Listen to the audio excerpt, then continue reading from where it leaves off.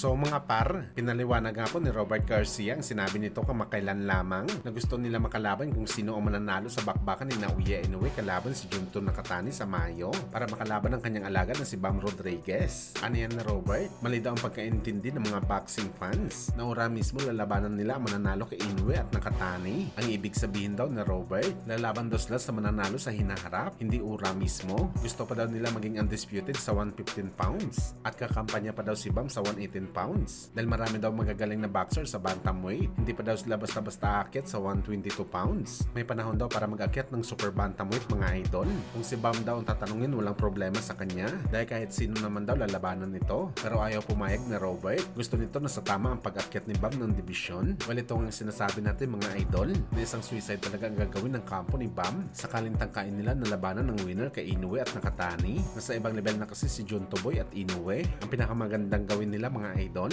palipasin na lang nila ang panahon bago lumaban sa mga Hapones.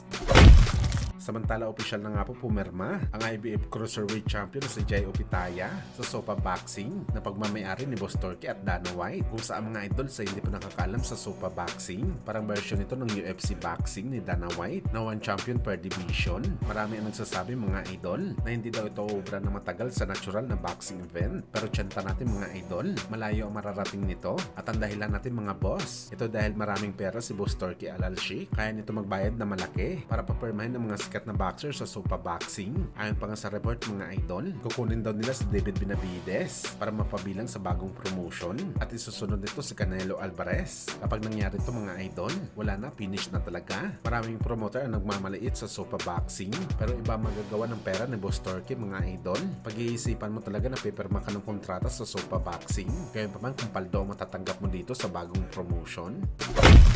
Sa kabilang banda naman mga idol, legendary referee na si Kenny Velez nagpasalamat sa ating pambansang kamao Manny Pacquiao dahil sa napakaraming experience na binigay ni Pacman sa kanya. Natumay yung third man on the ring ni Pacman sa mga laban nito. Marami daw si Kenny Velez na mga moments na hindi makakalimutan sa boxing sports at karamihan daw sa mga laban daw ni Manny Pacquiao. Unang-una daw ang pinakamalaking laban ni Pacman sa lahat kontra kay Floyd kung saan gumawa ng history si Kenny Velez dahil siya ang most highest paid na referee sa kasaysayan ng boxing sports. Pangalawa daw mga idol, sa laban ni Pacman kontra kay Ricky Hatton na sa buong 20 years daw ni Kenny Velez sa boxing sports. First time daw ito kinabahan sa bakbakan. Matinding intense daw kasi ang nangyari sa laban. Hindi lang daw sa pagitan ni Manny Pacquiao at Ricky Hatton, pati na raw sa mga boxing fans nila. Akala daw na Kenny Velez aatakihin ito sa puso sa sobrang kaba. Pero laking pasalamat ito kay Pacman dahil tinapos niya ang laban sa round 2 kaya hindi na nadagdagan ang kaba ni Kenny Velez.